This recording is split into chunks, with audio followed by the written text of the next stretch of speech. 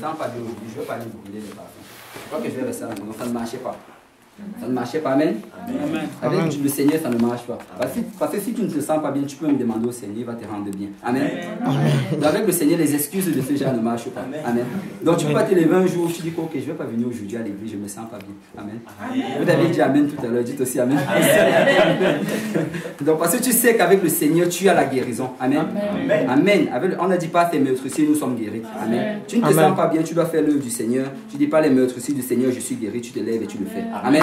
Amen. Amen. Amen. Amen. Donc ça c'était juste une parenthèse, c'était gratuit. Donc Aaron était appelé à se lever chaque matin et à offrir les parfums odorifiants. Et le soir encore, il était rappelé à faire la même chose. Or, dans Apocalypse chapitre 5, verset 8, on parle de ces parfums odorifiants là comme étant la prière des saints. Amen. Amen. On dit que ça c'est la prière des saints. Donc, en quelque sorte, si tu veux regarder comme ça, le sacrificateur était appelé à prier. Amen. Il était appelé à prier le matin, il était appelé à prier le soir. Amen. Amen. Amen. Amen. On est appelé à prier. Ça, c'est une des choses que le sacrificateur doit faire. Et ça, c'est quelle prière, en fait? Ces prières-là, c'était comme des offrandes, en fait. C'était comme une...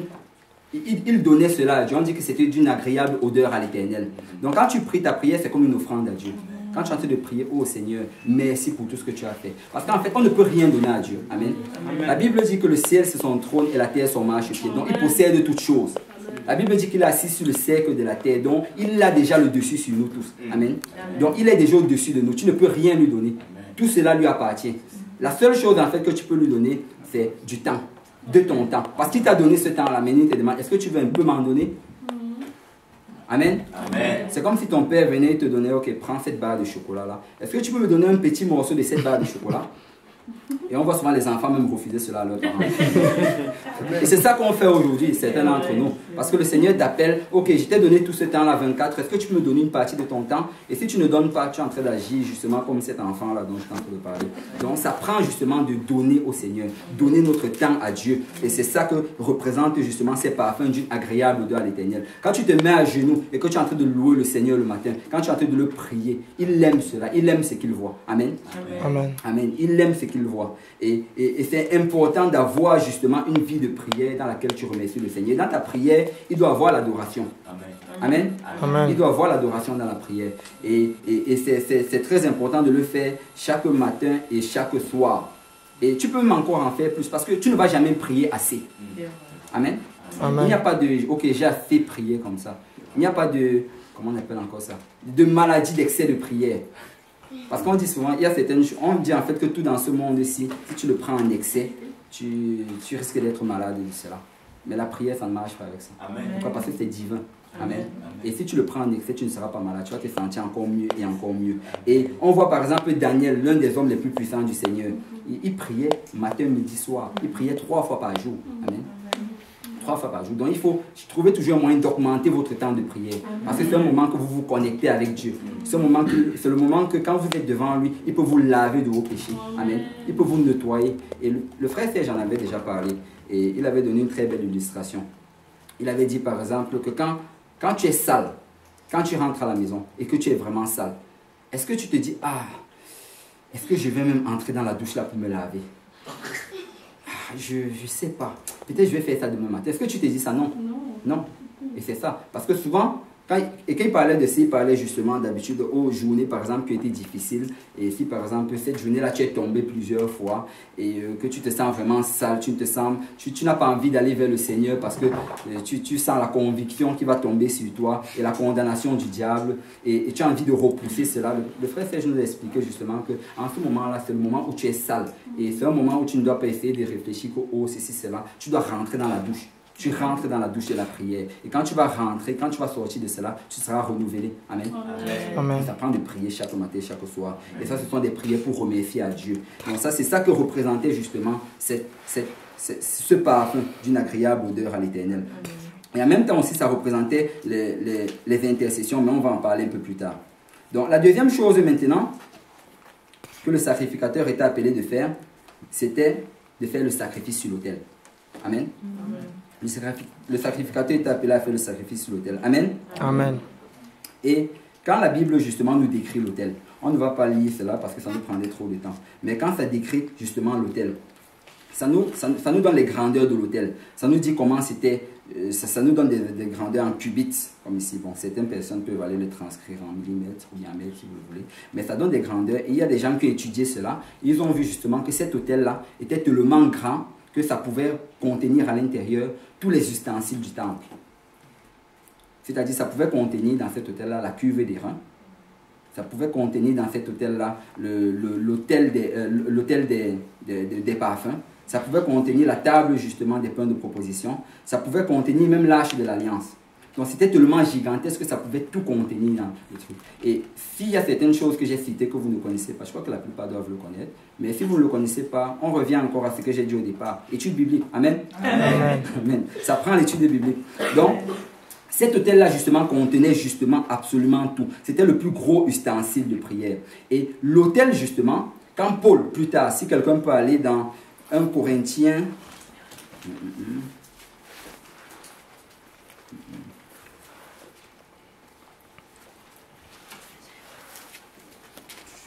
c'est 1 Corinthiens 12. 1 Corinthiens 12, chapitre... non, 1 Corinthiens 12, verset 1. Attendez d'abord que j'y arrive.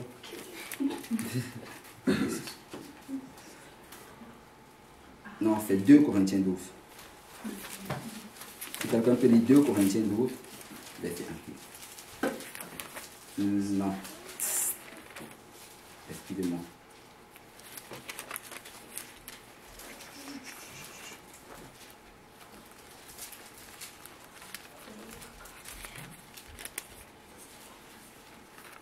Que quelqu'un dise Amen. Amen. Amen. Amen. Donc, non, désolé, Romains 12, 1.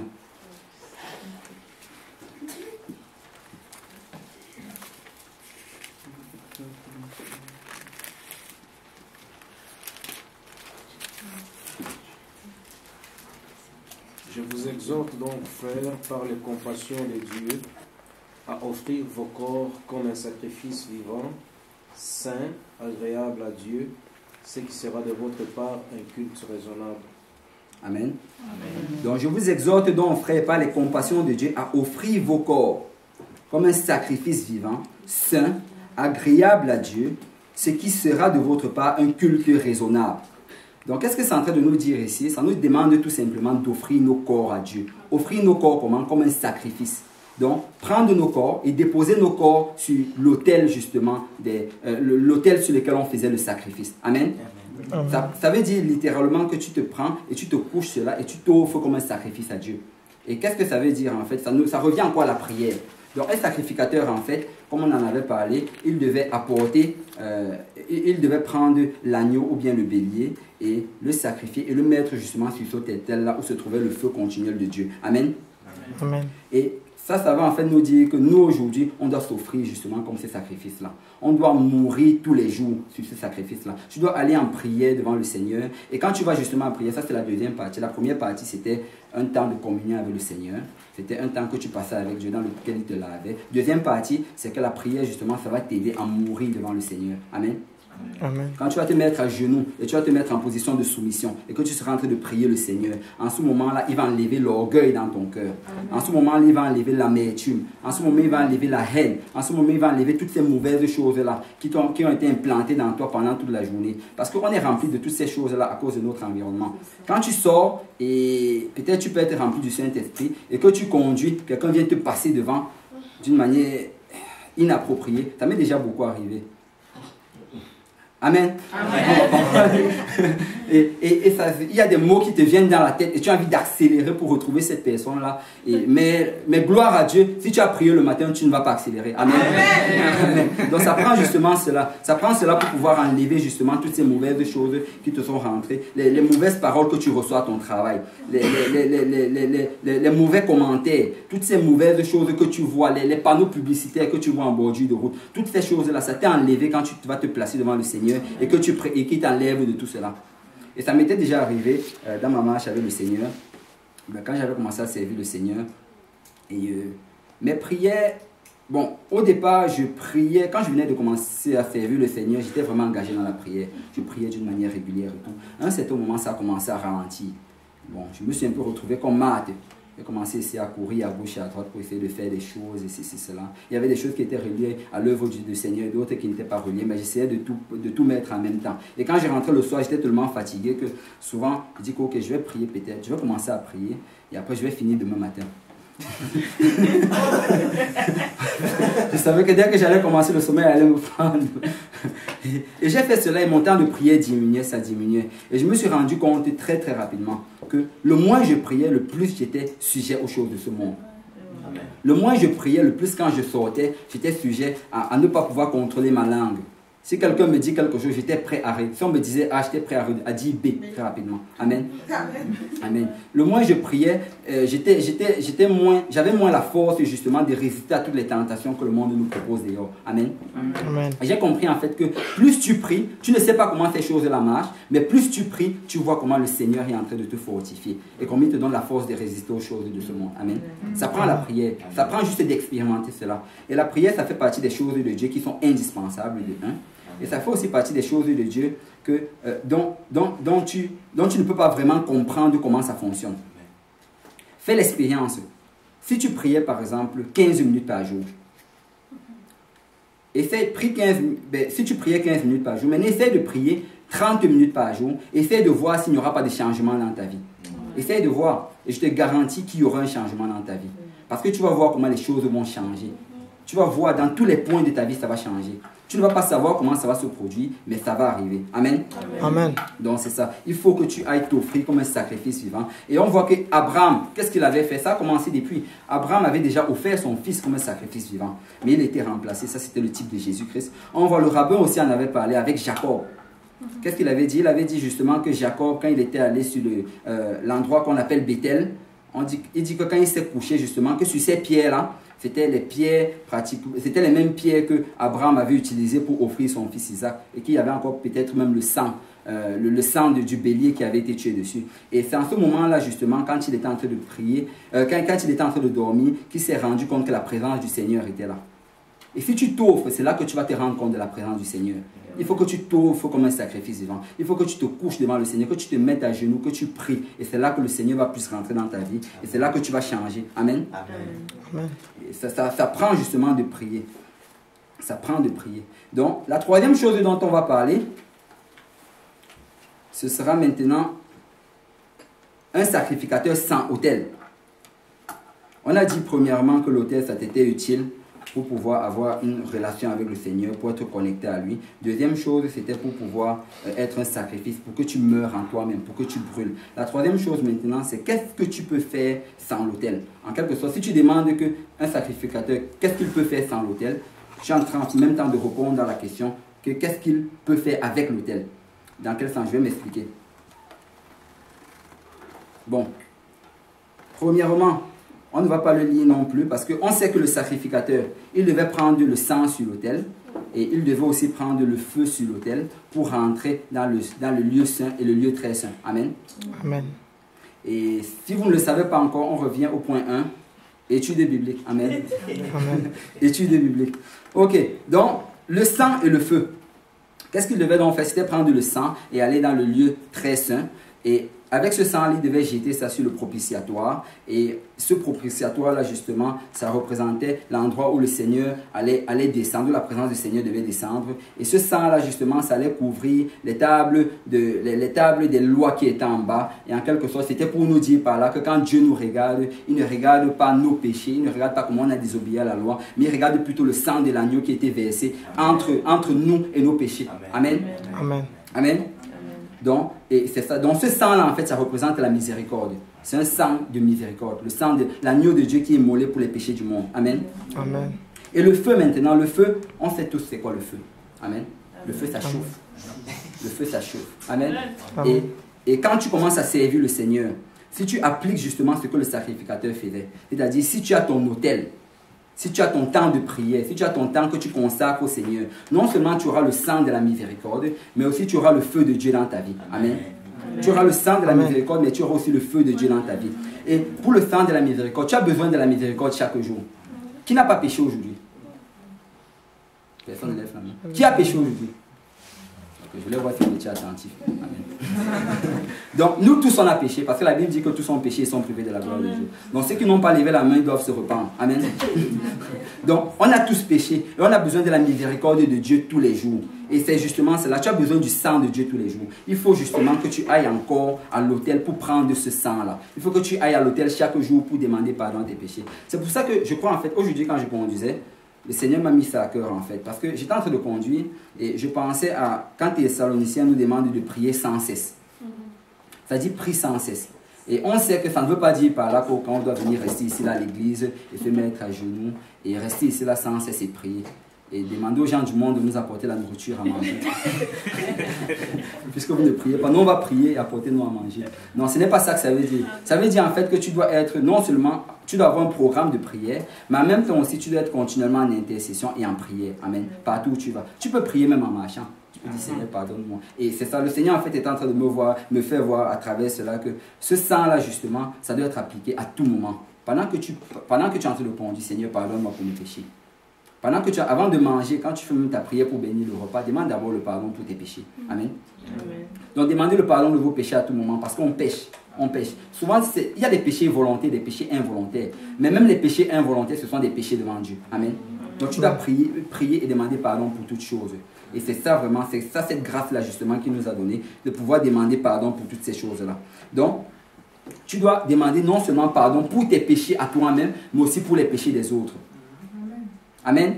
Amen. Tu dois demander pardon non seulement pour tes péchés, mais pour les péchés des autres. Et c'est ça justement tout le concept qui a à voir avec l'intercession. Amen. Amen. Je ne sais pas si certains d'entre vous ont déjà commencé à lire le livre des intercesseurs. On en avait parlé la prochaine fois. Là, c'est bon, ça fait plus de personnes. Voilà. On espère que la prochaine fois, tout le monde aura commencé. Donc, commencez à lire ce livre-là, parce que dans ce livre, il y a vraiment des révélations et ça va te montrer, ça va te faire comprendre pourquoi est-ce que tu dois intercéder et comment tu dois intercéder. Et rien que dès les premières pages, ça m'a donné toute une révélation. Et quand j'ai vu cela, ça m'a vraiment nourri. Parce que ça nous raconte justement c'est quoi en fait la brèche. Tu vois, quand dans Jérémie, le Seigneur demande qu'on soit à la brèche, qu'il cherche quelqu'un qui est à la brèche. Et ça nous explique justement qu'en ce temps-là, les Israéliens, ils avaient leur champ et que dans ce champ-là, ils s'étaient entourés d'une clôture et que s'il y avait une faille sur la clôture, il y avait un trou, on devait prendre quelqu'un pour le mettre là et c'est lui qui était à cette brèche-là pour empêcher justement les voleurs d'entrer. Et ça a tout à voir avec l'intercession. Parce que qu'est-ce qui se passe, c'est que on sait que quand on va semer, d'après la parabole du semeur, on est en train de semer la parole de Dieu, on sème la semence. Tu vas dire à quelqu'un, le Seigneur était bon pour moi. Avant, je ne servais pas Dieu, maintenant je sers Dieu. Et moi, voici, je suis dans la joie, j'ai la joie, la paix, et j'ai l'amour.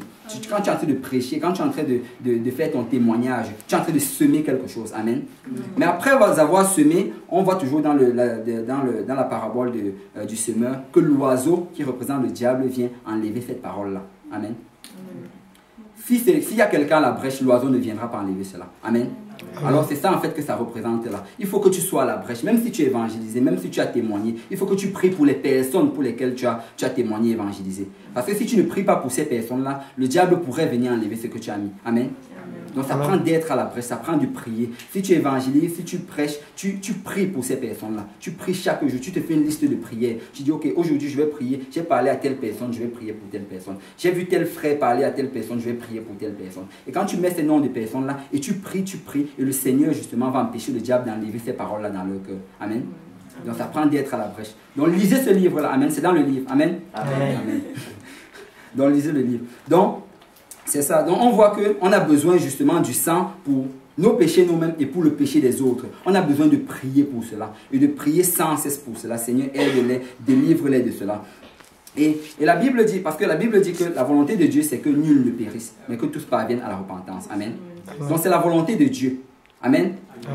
C'est la volonté de Dieu. Mais si la Bible nous dit aussi dans Psaume 119, 89, que la parole de Dieu est établie au ciel. Amen.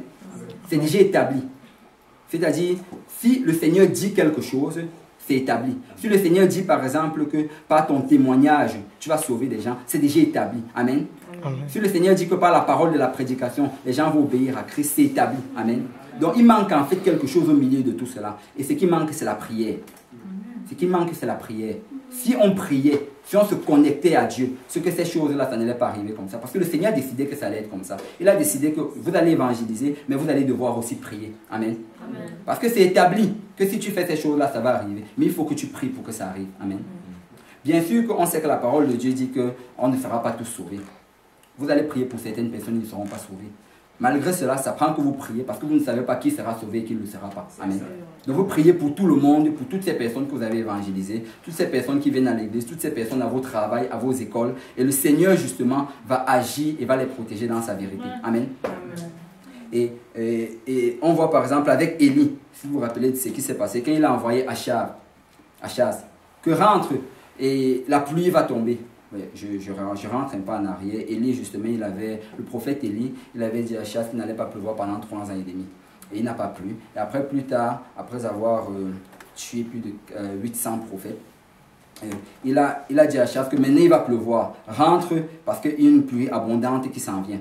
Et qu'est-ce qui se passe? C'est qu'il avait déjà donné la parole de Dieu qui était établie. Et pendant que le roi était en train de rentrer, on voit qu'il allait prier. Amen. Il a prié pourquoi? Pour que cela s'accomplisse justement. La parole de Dieu était déjà établie, mais il fallait la prière pour que ça s'accomplisse. Amen. Donc ça prend la prière. Ça prend la prière. Donc là, maintenant, on va parler du feu. Amen. Amen. On va parler du feu. Et le feu, vous pouvez aussi le voir comme ce zèle-là, comme cette puissance de Dieu. Et la puissance de Dieu, ça va aussi venir avec la prière. Amen. Sur l'autel de sacrifice, le feu qui était là, ce n'était pas un feu d'homme, c'était le feu de Dieu. Amen. C'était le feu de Dieu. Donc quand vous allez vous mettre sur cet autel-là, quand vous allez prier, c'est là que le feu de Dieu va descendre sur vous. Vous n'allez jamais recevoir ce feu-là si ça ne vient pas de Dieu. Amen. Amen. Amen. Je vois que les gens sont vraiment cassés. Amen. Si quelqu'un peut louer le Seigneur, revenez.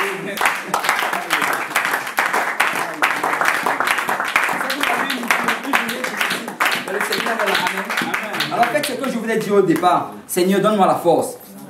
Dis Seigneur, donne-moi la force. Seigneur, donne-moi la force. Amen. Donc, c'est ça. Donc, le feu de Dieu, justement, ça représente cela. Ça représente cette onction-là qui va descendre de Dieu, cette puissance que vous allez recevoir là. Donc, ça prend que vous priez. Et quand vous allez prier, le feu va descendre sur vous. Vous allez avoir le zèle pour le Seigneur. Vous allez avoir la puissance pour le Seigneur. Et si vous vous sentez pas zélé pour le Seigneur, c'est peut-être parce que vous ne priez pas assez. Il faut prier. Prier, vous allez voir comment le zèle va venir. Priez, vous allez voir comment vous allez avoir l'envie d'aller évangéliser. Priez, vous allez voir comment vous allez avoir l'envie d'aller prêcher la parole de Dieu. Priez, vous allez avoir l'envie de lire la parole de Dieu. Ça prend la prière. Et ce feu-là va descendre à travers cela. Et la puissance aussi va descendre à travers cela. La puissance va descendre à travers cela. Et on voit à travers la Bible comment les hommes de Dieu, ils ont reçu la puissance à travers la prière.